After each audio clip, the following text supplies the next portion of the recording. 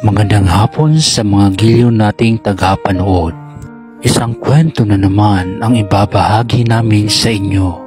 Isang sulat na galing kay Mang Kanor. Si Mang Kanor ay simpleng tao lamang. Ang kanyang hanap buhay ay pangangalakal.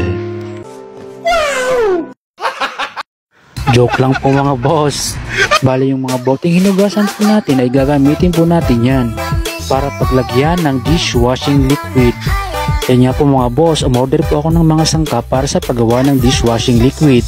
Kaya mga boss, halina kayo, samahan nyo ako kung paano gumawa ng dishwashing liquid. Panoorin nyo po ako kung paano. Yan nga po, may naikos-mikos na po natin. What?